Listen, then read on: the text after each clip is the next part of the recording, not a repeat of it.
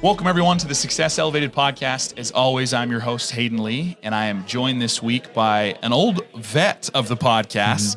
Alex has been on this is, I think, your third time now on the podcast. Yeah. Alex Duta, founder of Albiware. Alex, thanks for coming on the podcast. Hayden, thanks for having me, man. I'm glad we were able to intersect here in beautiful Austin, Texas. Yeah, this is a great place to be. It's my first time in Texas, period. Really? Yeah. And I've thoroughly enjoyed it. It's been a lot of fun. Obviously, we're here at the Collective. It's been a great event. Met some awesome people here. And yeah, you're no different. This is going to be a great conversation. We've talked a lot about Albiware, and we'll talk about Albiware as we get in here a little bit. But the big thing that I wanted to talk to you about is you've been super active recently on social media, talking all things like personal development. Of course. And developing yourself, and I feel like a lot of that has helped develop and elevate your team. But I'd love to kind of maybe just start with, give me your theory or your thoughts on making yourself a better person and how that's helped Albiware over the last few years.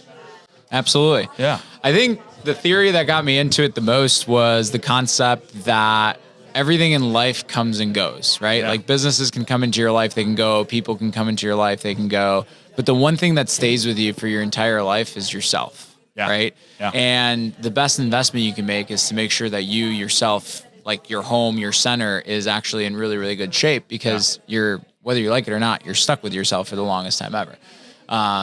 So the best investment I think you can always make is investing in yourself. The best way to invest into yourself is always just to be committed to personal development, I think. Yeah. And just be curious of the different things that exist out there, try on different things, and build the best version of yourself. And then phase number 2 is share that best version of yourself with the rest of the world. And that's how you truly inspire other people and how you make an impact in the world. So the big thing that I think I don't want to distill it down to one thing, but I feel like you've really done a good job. Like you're great about sharing it too, which is great, because I think, I don't want to say it's lost, but the world has gotten much better at talking about it. But you're really open about how your personal development has helped you. I think it's helped, probably, I would assume, and correct me if I'm wrong, like helped your mental health and everything, right? And I think that's something that stigma is going away. But it still is a little bit of a stigma that, like, hustle, grind. Yep. You don't worry about taking care of yourself or getting sleep or working out or what, you just need to work harder. Yep. And I think that is something that a lot of people like yourself are kind of trying to break that 100%. Stigma a little bit. Do you feel like there's a lot of other business owners like yourself that are also trying to kind of do that? Or have you connected with some other people that are that way too? 100%. I think we live in a world where it's like we're all trying to build this identity that's not ourselves. Yeah. We're all trying to fit within the box of the world. I mean, we could even look at the concept of like education, how everybody goes and pursues to go to college to make mom and dad happy and stuff like that. And obviously we know that, like, logically speaking, there's too many doctors, lawyers, and so on and so forth, not enough tradesmen, but we're not going to dive down that path. But I was sitting at like a remarkable moment that kind of outlined this. I was sitting at a conference, and it was a Y Combinator conference. I don't know if you're familiar with Y Combinator. Y Combinator is like a startup incubator for tech companies. They invest in companies like Coinbase, Airbnb, DoorDash.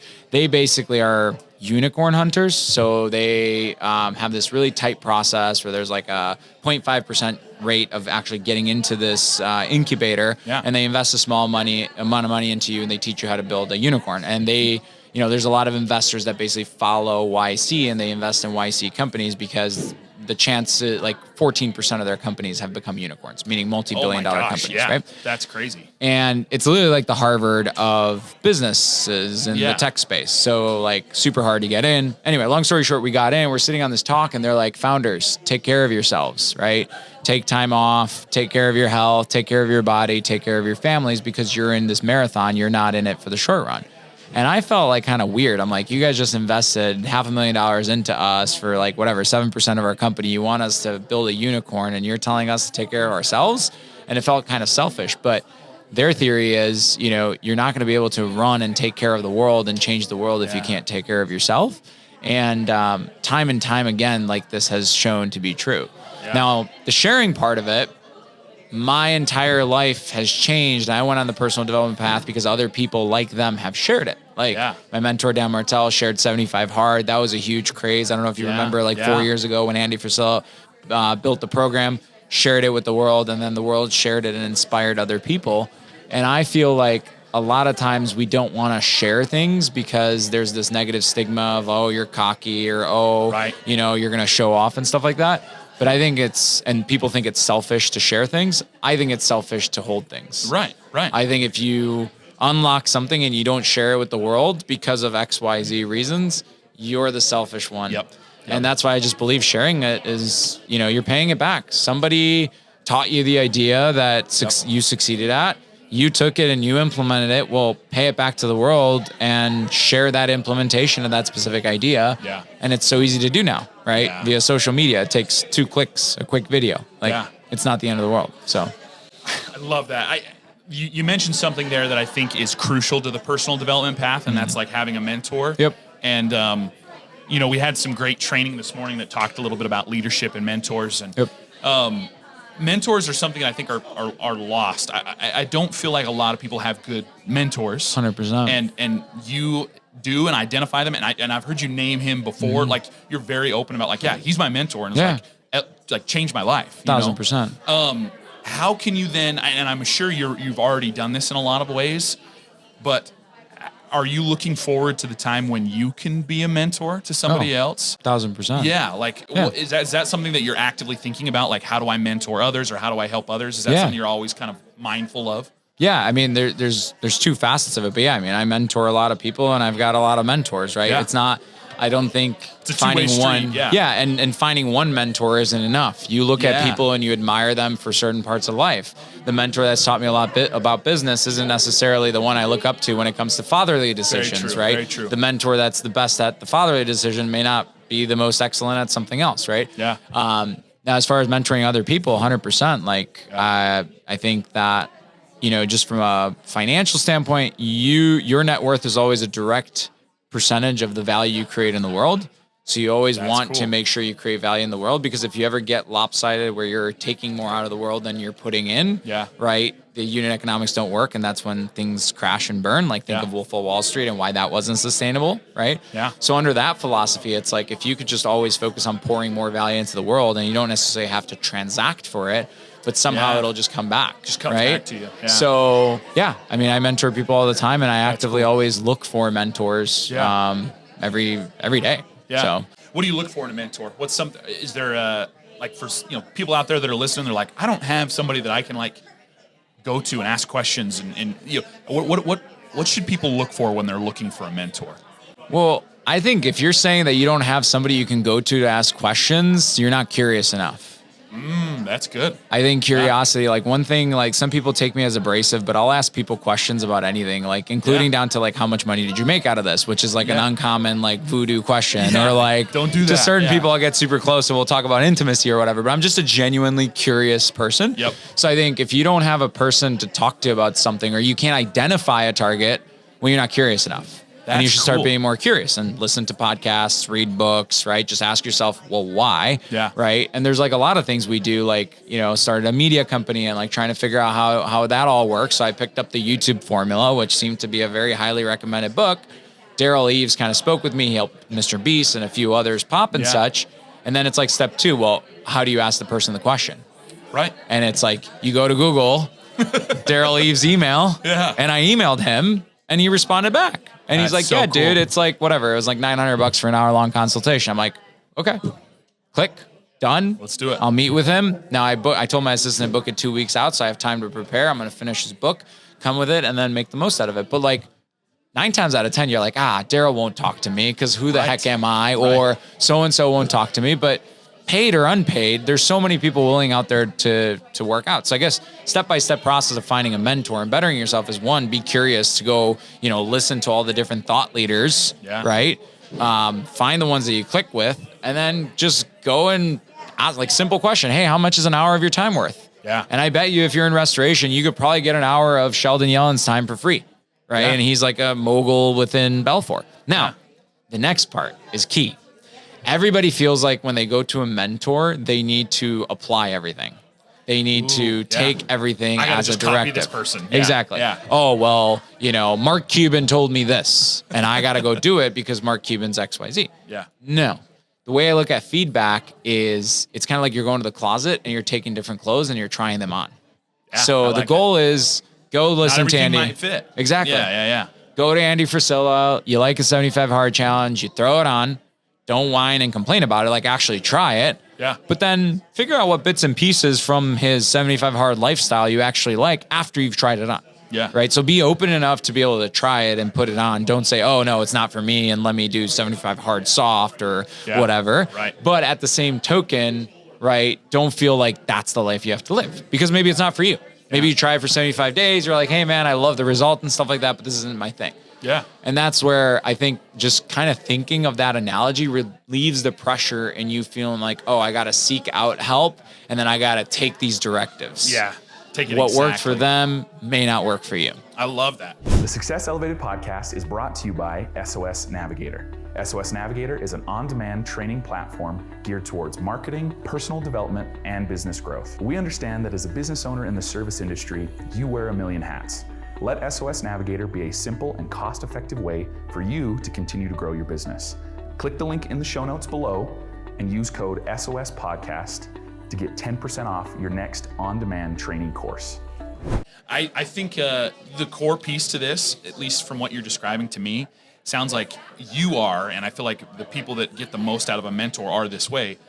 You're very humble, and like you're very willing to be like, I don't know everything, so let me go find somebody that can help me, right? Yep.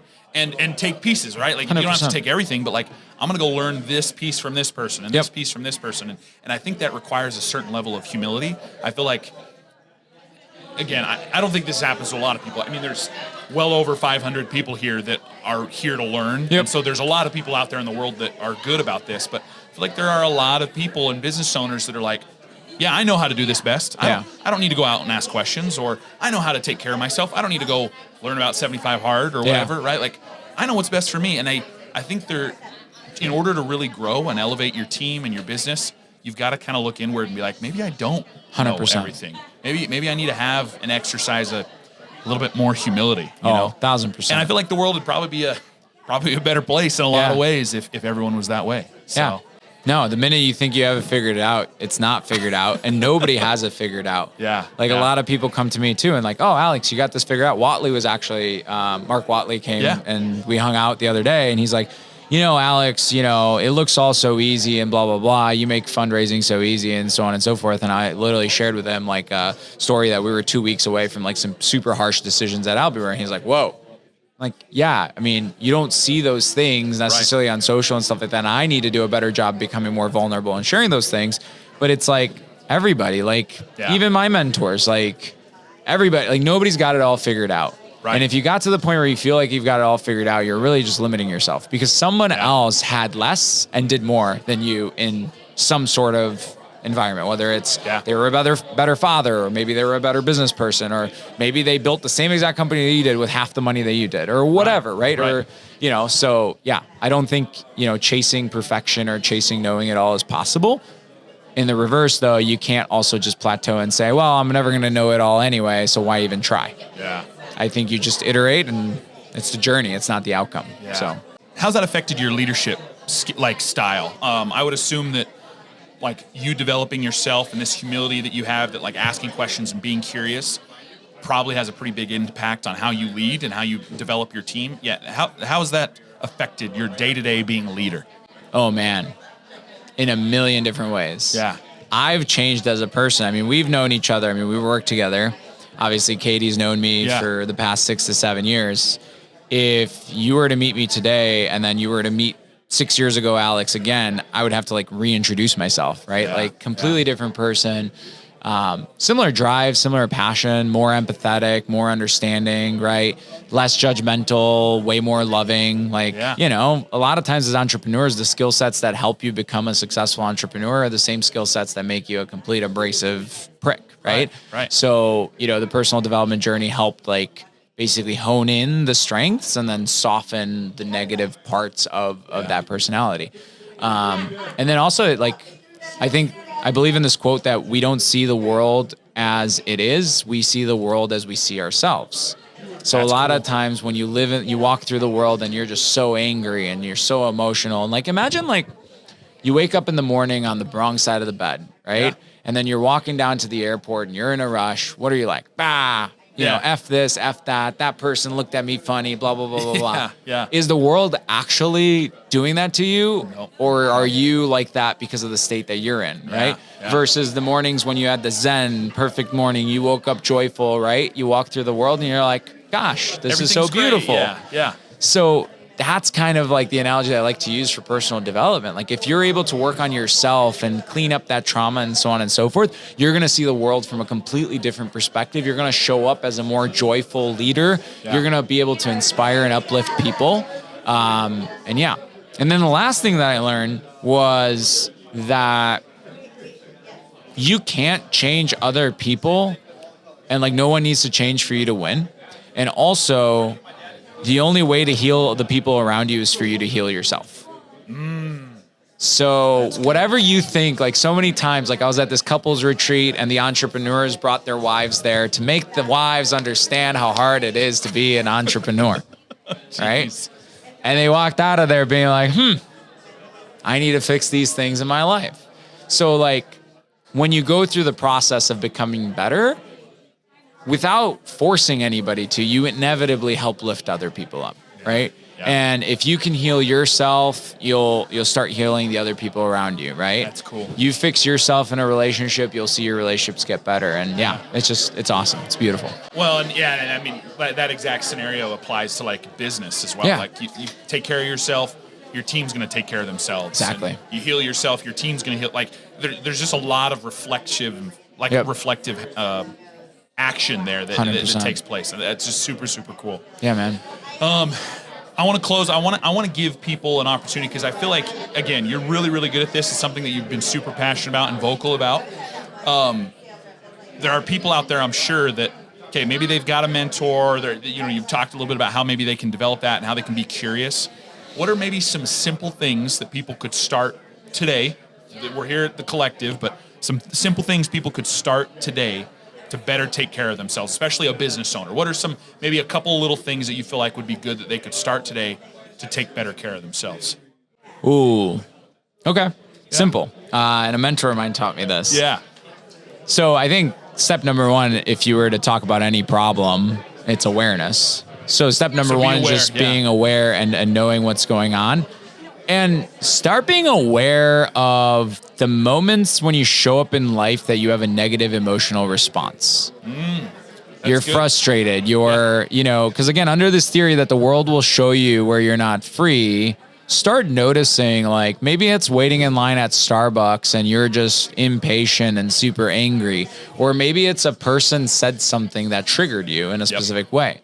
And then the second question to ask yourself is, where does this come from? Or what do I believe? Or why is this triggering me, right? What belief is down there deep inside that's triggering me to have this thing? So like I'm sitting, a common one that entrepreneurs may have is like, oh, people are lazy, right? Like I can't believe that this one worker here at Hertz rental car is taking 5 hours to process my thing. I'm an entrepreneur. I would do it X, Y, Z. Yeah. People are lazy. And then ask yourself, well, is this truly true? And where is this coming from? Right. And then think of like the past or like what lesson, maybe it was a childhood trauma or something like that, that kind of caused you to think that way. Yeah. And then ask yourself the next question of what would need to be true for me not to react or not be bothered by this. What do I got to do to make that different? Yeah. And like, if you could just repeat that and start with the simple things, like try to get quick wins. Like, okay, why am I irritated and frustrated? And maybe you realize that, man, I just didn't get enough sleep last night. Okay, cool. I'm frustrated by this thing and I'm showing up in this world. Or maybe it's caffeine, or maybe it's the hangover, or maybe it's whatever it is. And start unpacking and just get into the habit of just like iteratively changing and start with like super small, simple wins that you think you could win. Like, why do I always, pull my hair out when this happens? Or, why do I always raise my voice? Like some stuff's easier and some stuff's harder, basically. Right. Yeah. But that framework, I think like anytime you have an emotional response to something, it's almost like, again, it's intended to show you that, hey, something's here. Yeah. So I love that because I building that framework and getting some of those small wins first solves the big problems later. Yeah. and solves those bigger issues that could come up later. 100%. Love that, man. Yeah, man. Alex, seriously awesome conversation. Yeah, man. Love and appreciate all of your insights. Of course, man. I want to obviously give you an opportunity, not that you guys need it, just about everybody knows who you guys are, but I want to give you the opportunity, plug away, talk a little bit about Albiware. Where can people, if they want to learn more about what you guys offer with your CRM, where can they find out a little bit more about you guys? Yeah. Absolutely. Yeah, so Albiware is an all-in-one platform for restoration contractors. Basically, we bundled together, think of all the tech solutions you need to run a restoration business all in one. You can find out more about Albiware on Facebook, LinkedIn, Instagram. You could also go to Albiware's website. And then as far as me, I'm just a passionate restorer looking to give it back to the community. You can find me on all social media platforms. It's Alex Duta, ITS Alex Duta. So love it. We're going to have all that linked in the description below. And Alex, seriously appreciate you coming back on. I always say that I want you to come back on, and you've been back on twice now. Yep. And I'm sure we'll have you on again in the future, man. I'd love to be back, man. Thanks, awesome. Alex. This is great. Thanks so much, man. This has been Success Elevated, making you a little bit better one show at a time. Thanks for joining us. Please subscribe on YouTube or any other major podcast platform to listen to more episodes. We are proudly brought to you by Spot On Solutions. If you'd like to learn more about how we can help you grow your business, please check us out at spotonsolutions.com.